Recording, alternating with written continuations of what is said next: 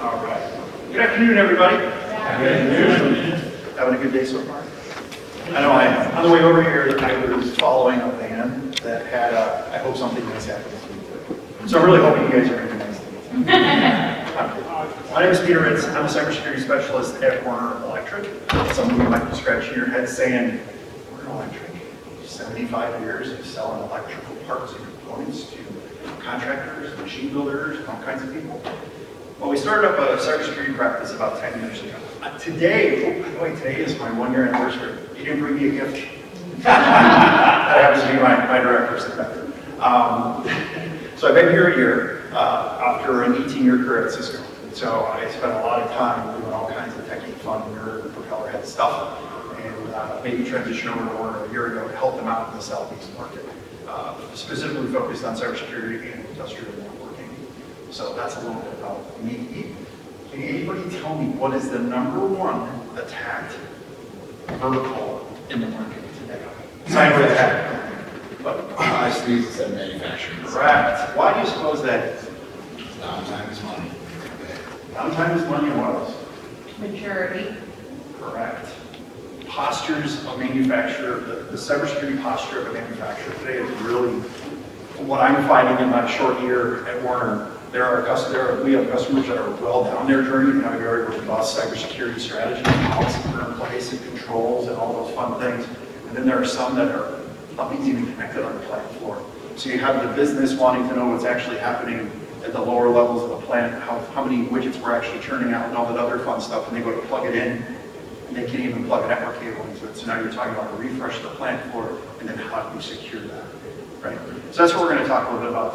I'm scare you a little, and we're going to talk about some stuff that will hopefully help you put together a strategy in your organization. So it's no secret that industrial networks themselves are a mess, right? I've got multiple customers that all have a bunch of stuff, automation stuff on their plant floors. None of us really talking to each other, but boy, you know, the boardroom wants all that stuff to be talking to each other. And some organizations just go and buy a switch off the shelf and they plug it in, and hey, we're getting the numbers, we're getting ones and zeros off of these machines now, so we can be smarter and more intelligent. That's a great idea, but you got to do it with some sort of plan. So depending on where you are in that maturity model, from an IT perspective, now we have to look at what that operational technology network is doing, right? And best practices say those networks should never talk to each other. One of the things I love to hear from IT people and OT people is, we don't care because it's firewalled off from everything else. If I'm a hacker, that's the best place for me to play around, because you'll never know I'm there, and one day, I'll turn those lights on. And then everything stops. Time is money. So those are things we need to be conscious of as we're starting to connect things together on the platform. Proof is in the pudding. We all see the headlines every day. If somebody's getting attacked, we hear of breaches. I'm not going to call them full-on breaches, but in talking to customers, in my experience, there are things happening on plant floors every day that aren't being reported. So what we do finally see in the headlines is one thing, but all the little things that happen in between them that never get reported, or we're not sure exactly what happened. Those are all use cases, or those are all situations where having visibility into that plant floor is critically important. So why not? Well, just publish a number. In Q1 of 2025, we've seen a 46% increase in cyber attacks on the plant floor. That's over 2,000, and this is global. This is a global number. It's not just in the US. But attacks are on the rise. Things aren't getting better. They're getting a little bit worse. And you strap AI onto that, and things get really out of hand. And then you have the convergence of IT and OT. Guess who don't talk the same language? The guys that are on the plant floor making widgets, and the people that are sitting in the permitted space worrying about IT. So we talk about organizations like CrowdStrike, for example. Everybody's familiar, should be familiar with CrowdStrike, because they took down a bunch of Windows machines that were long ago, right, with their software. We're really good at protecting what goes on in IT. OT is, we'll get around to it. So really, you need somebody that can sit in the middle and kind of be that broker for you. Someone that understands the IT verbiage and technologies and what has to happen on the OT platform. It's actually one of the reasons I came to Werner, because I had a lot of manufacturing customers. I couldn't talk to their OT guys. I could talk to the IT guys all day long, but I didn't know what they were talking about. They were talking about their protocols and their controls and their processes and procedures and everything else that they have to do to make what they do. That's one thing that we do really well here, because we understand that lower level of Purdue knowledge. Everybody know what Purdue knowledge is? Manufacturing? I know Jeff does because he went to Purdue. But, so it's a model that defines IT and OT, right? And it scales it in kind of like a layer cake, right? So the plant floor, the actual automation cells, things like that are at layer 0, right? And then we go up from there. So layers 4 and 5 are IT corporate or carpeted space, I should say. But you still have that layer 0 through 2, which is where Werner traditionally thrives. So we've got a ton of resources there. You know, we built a team to take us further in the future. So here at Protect the Innocent, I'm just going to talk about this recent breach that happened. I'm not even going to tell you where it happened. But it took the bad guys 48 minutes to get lateral in the network. Does anybody understand what I mean when I say laterally in the network? Basically, they walked into the front door of your organization. They went to the bathroom, the boardroom, they went into your office, they went and sat in the break room, they went anywhere they wanted to before you even knew that they were in the building. So we talk about north-south traffic. I'm not getting a little technical here, sorry. This is the way my head works. We're talking about your connection to the internet. Once I breach that, laterally, how far, how wide can we go? So if you go back to that previous reference that I made about we don't care about the OT network because it's firewall off my network, I can play around in there all day long and set up all kinds of little bad guys that do bad things when I do it. Attackers are moving faster than we're seeing them, than we're all seeing them. And it's critically important that we have as much visibility into what's going on in our networks, really at all times. Exfiltration within 24 hours. They had all the data out of this customer that they needed, that they wanted, that they were going to put on the dark web and scare people with and do all this other craziness with in less than 24 hours. And that's how they did it.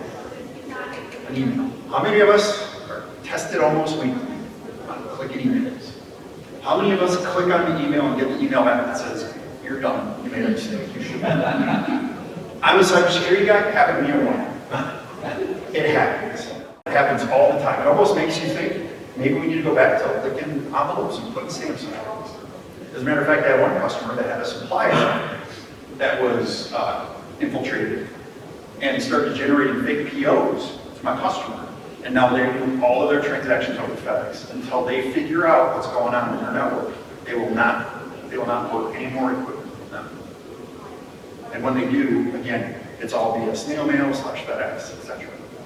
So it's real and it's there. So what does this landscape look like? 70% of attacks in manufacturing happen on your OT networks.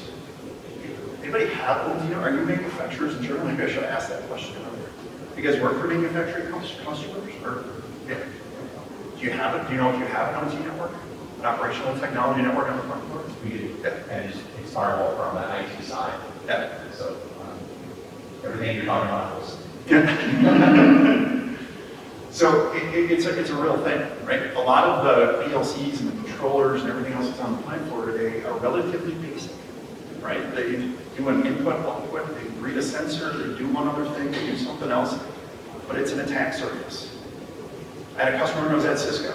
They called me up and they said, hey, I need a license for my IPTV cameras. Cisco stopped selling IPTV cameras 10 years ago, but they needed a license because they had them on the plant floor. I rang up the CISO, CISO, Chief Information Security Officer, called him up and said, you have an attack vector on your plant floor, and your IT department is telling me to give him a license. Do you want me to give him a license? Hangs up the phone. Next thing I know, I'm talking about new cameras. Because you got to upgrade this stuff.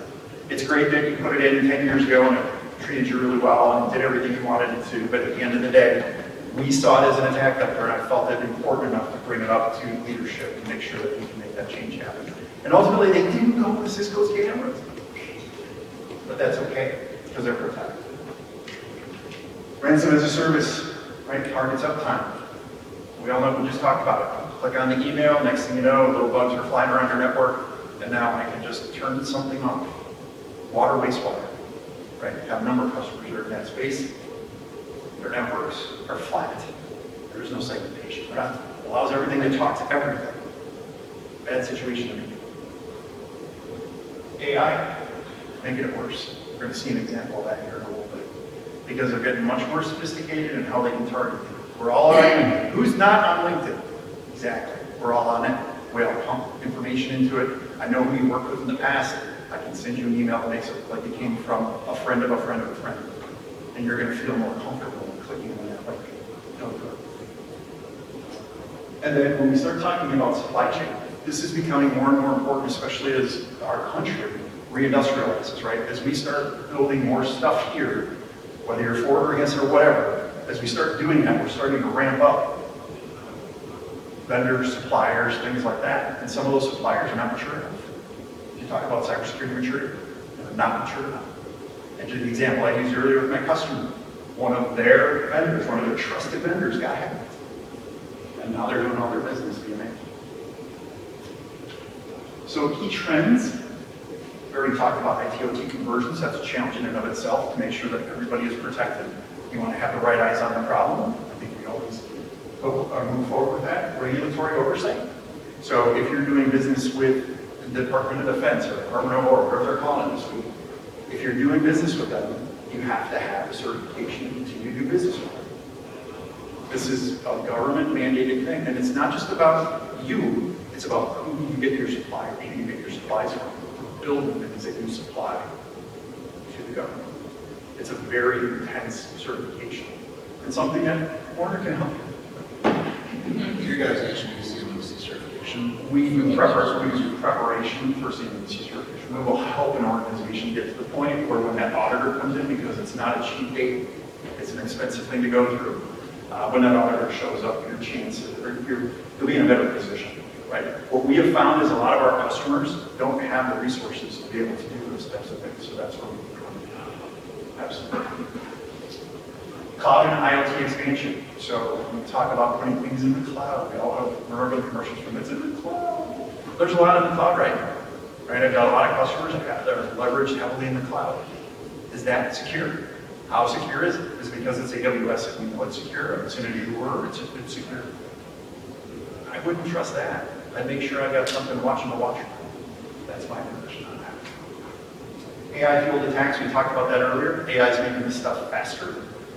Just as much as we use it to help build presentations. I'm kidding. I built this.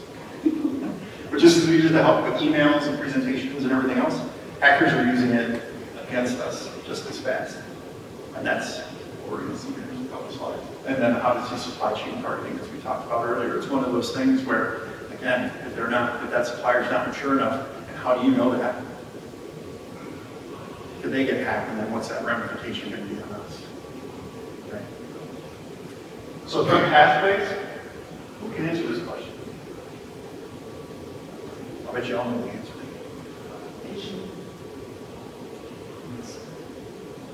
You're all on the same track. It's us. We're the ones that click on the thing. We're the ones that inadvertently bring something in the office from a home machine. We're the ones that I bring my own device to work. Werner's policy has Windows machines. I'm running around with Mac. I better make sure it's secure. That's on me to do that. Right? So bring your own device to work. Great idea. Feels comfortable. Might want to have a little more control over that device that's connected to that network. Because you don't know what what people are doing when they're not there. So the vectors that bad guys like to use is your credentials, right? So compromised credentials. Use a password blocker. Anybody know what password blocker is, right? NordPass or 1Password, whatever that happens to be. Start generating these really crazy cryptic passwords. Drives me crazy too, right? I log on to Apple, it says, hey, you log in your I'm going to open up my vault, which is on a different device, and then I have to text my password to myself so that I can actually log into the device I want to. I get it can be a pain in the neck, but do that. Start enforcing that in your organization. Remote vendor access. We all went home for COVID, but we still need to make stuff. So what did that churn? There is a huge market out there for secure remote access right now. Because a lot of organizations said, we'll just give you one set of VPN credentials and you can tie into our network and you can do whatever you got to do. Go look at that machine, go troubleshoot this, go do whatever you need to do. If I'm not watching them, and if I don't restrict their access to something, what can they do? Go anywhere they want. So VPN is great. I'd kick it out of your policy if it's in there today for vendors to get access to your network and go with a secure access solution. So there are plenty of providers out there that do that. Happy to have a conversation about it. But it's critically important not only for us as individuals, but also those machine vendors that are coming to talk to our machines. Phishing, social engineering, we talked about that. I like the next issue. There's going to be another issue, right? They're going to come up with something, smishing, smorshing, whatever they want to come up with next, right? When you get a text and you click on something, opens up a file that you didn't know you opened up, you bring it into work, you get on the Wi-Fi, bounce your own, right? These are all challenging things that we got to keep an eye on for. And then exposed services. Back to my previous comment about having devices on the plant floor that you can plug an Ethernet network port or a cable into. People using unmanaged devices that don't have the ability to segment different machines from talking to each other, different devices talking back and forth. Okay? So don't turn on things you don't need, in other words. So when you're talking about software, don't just let everything talk to everything. Make sure you understand what needs to talk to each other. Don't just turn it on.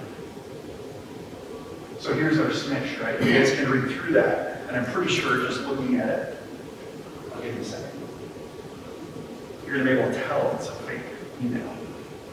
But if you think about the context of the email, hey, you used to work with your old boss at Hackett. Says you're a great dude. Then we started doing some broken things. See if you might could help me out. Who talks like that? Give me some. Fair enough. I shouldn't have said that. I apologize. They would have sound. But you can clearly see how we're sparking or we're trying to get into emotion. We're trying to tie into who you worked with in the past. Well, yeah, I think I do remember that guy. This looks legit. Believe it or not, Jeff, while I was on PTO, sent me a W-2 of one of my coworkers and asked me to open it to see if his numbers were right. He didn't send that email. I caught that one. Why would he send me that one on PTO? It's weird. So keep an eye out for it. It's out there, and we're eventually going to click on the button. So what can we do? Well, NIST is huge for us, right? So the National Institute of Security Technologies developed this framework for us to look at and to implement into our business, right? You can't protect what you can't see. So identify what's on your network, inventory, know what's out there, know what it needs to talk to. Protect it. Firewalls, all kinds of fun things out in the world that can help you protect what's going on in that plant floor. Detect. You want something, watching what's going on. Because if you don't have that, you don't have anything to go back on to see where everything started, and then trying to recover from it is going to be 3 times as hard. Probably even more. Respond.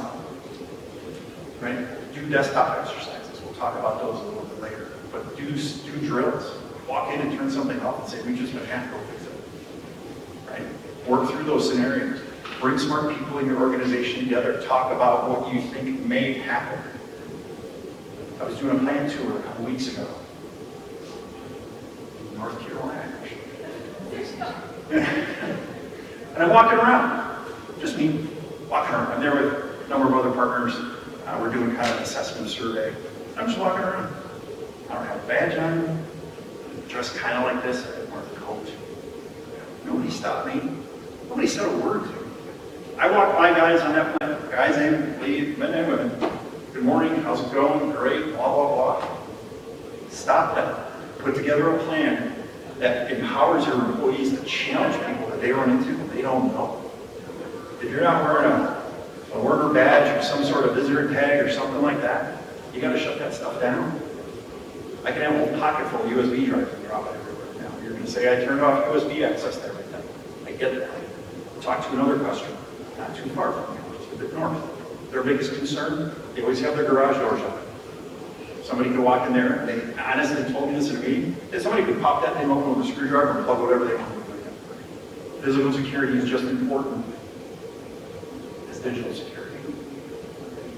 I was kind of dumbfounded by that. Go into this with a zero trust and least privilege access mindset. Don't trust anything. Make sure you've got network access up so that when somebody plugs a device in, it identifies it before you and allows it to talk to anything on the network. That's a basic, simple thing to do. As a matter of fact, and this isn't a pitch for Cisco, this is vendor agnostic, but I'm going to talk about one product that Cisco makes. It's called ICE, Identity Services Engine. It's the cheapest cybersecurity platform you can buy from Cisco, and it's the most protected. So consider that. Sorry. So what can you do? What levers do you have to throw? What can you control in your environments today that can help you be more secure? Asset inventory, we talked about it 3 times now. You can't protect what you can't see. Know what's on your network, or know what's not on your network. And then if you have plans to bring it on the network, make sure you're talking to the right people that understand what that device needs to talk to, and only allow it to talk to those things. Segmentation, talked about that a lot as well, along with vendor access. Everybody familiar with the term blast radius? Throw a grenade in the middle of the room, what happens? Boom! Right? It's got a blast radius. So many people are going to be really hurt, and less hurt, and less hurt, and less hurt. How do I restrict blast radius? If a bad guy does get in, if a bad guy does hit that button, how can I restrict that? I do that via segmentation. It's one of the easiest things to do on the network. FMA, what does FMA stand for? Multi-factor authentication. Do it everywhere. Or everywhere. If you've got a vendor that, or if you've got a supplier that needs to talk to something on your network, you don't just give them vendor A at whatever vendor A domain plus the one password they pass around to everybody. You dole out individual access to things that need to talk, to the people that need to talk to your network. Have control. Backup validation, immutable backups, right? That's a common practice, something we should be doing, not only across our, and we do that in IT all the time, but even in the OT environment, so your recovery time is less. Continuous monitoring, always be watching. Because you're the number one thing these hackers are cutting their teeth on. Small manufacturers is the biggest target out there.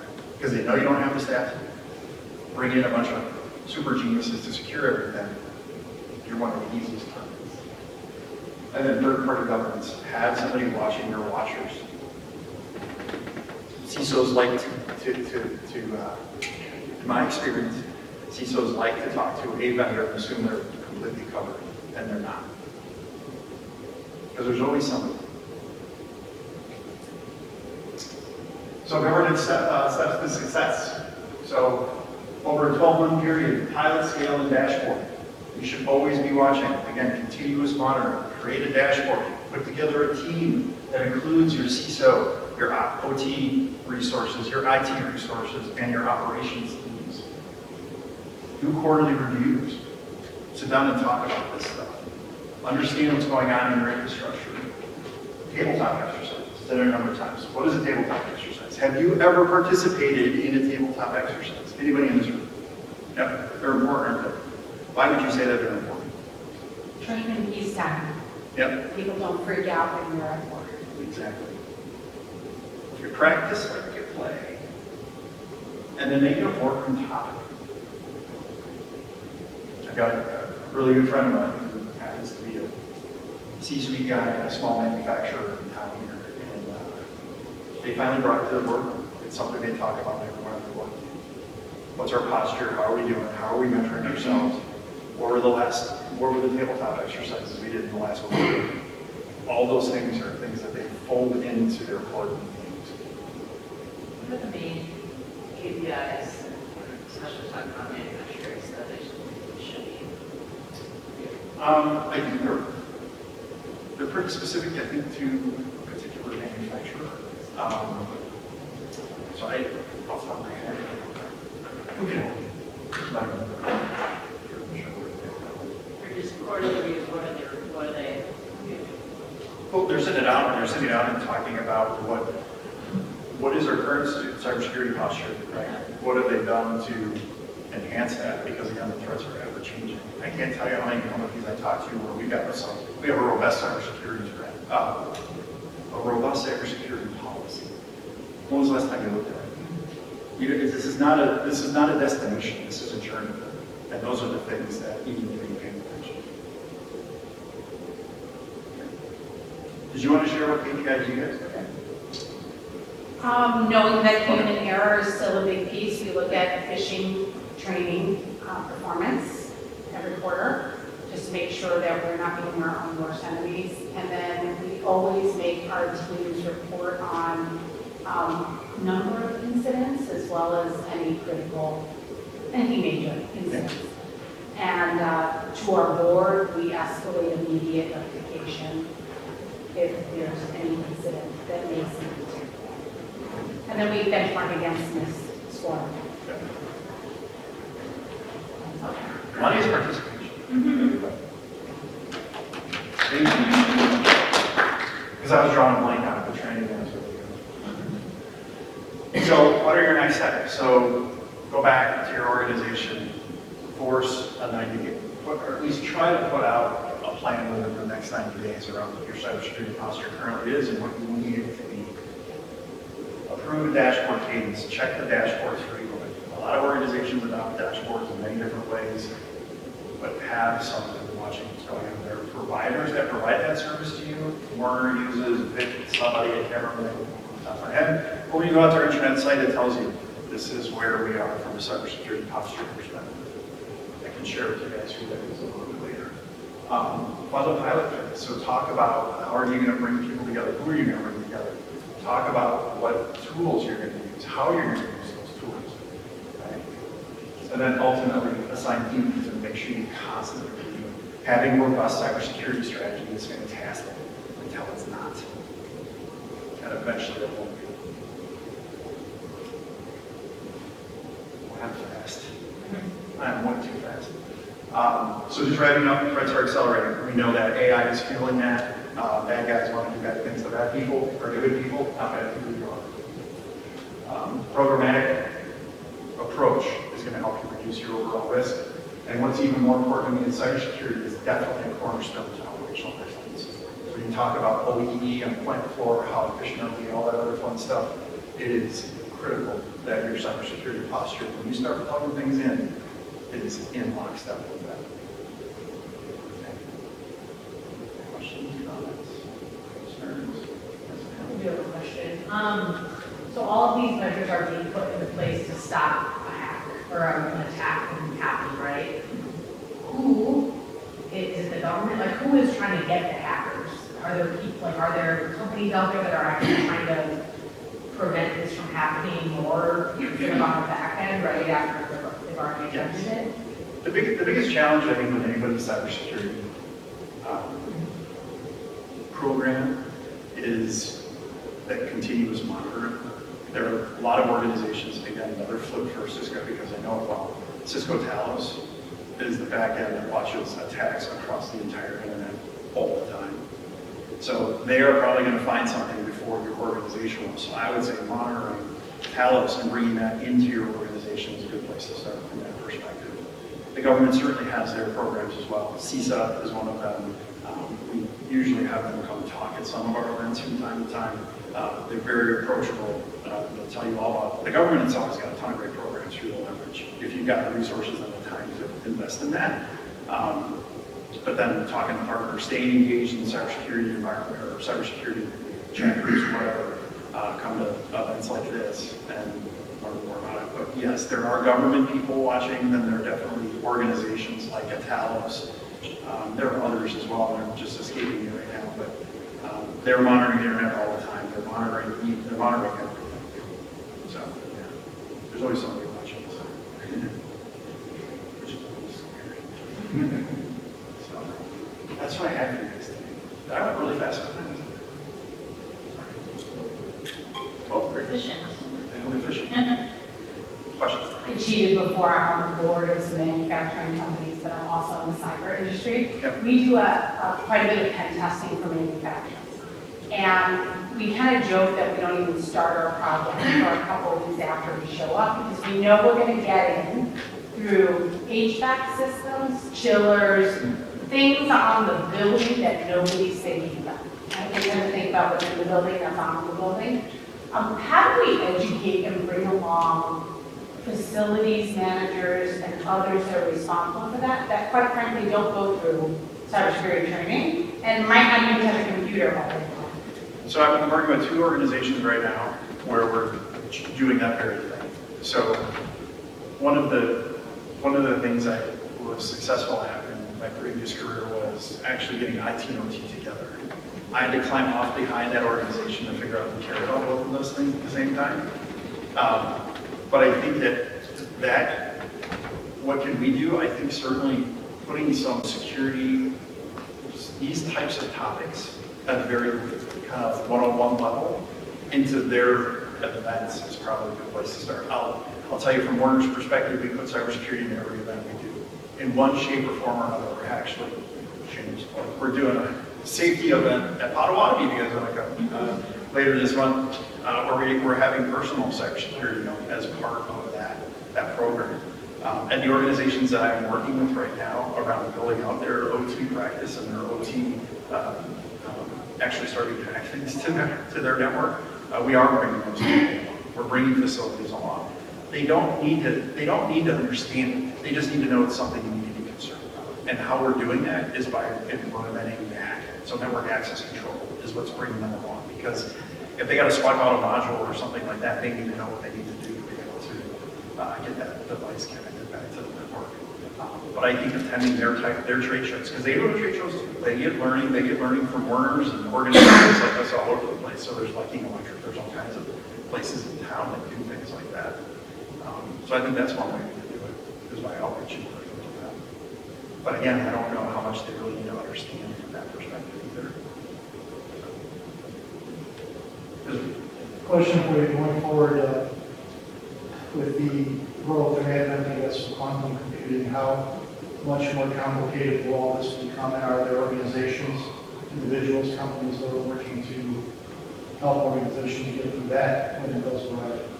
We didn't even talk about that, but quantum computing is definitely one of the scariest things in the horizon, right? Because all of our current security hashes can be broke within minutes to hours, right? So all those little hashes and all that stuff you hear about all the time, quantum computing is going to put all that to bed. So there is definitely a quantum cybersecurity strategy being built there. I'm not all that tied into it, to be honest with you, but it is in the horizon, and it's closer than you think.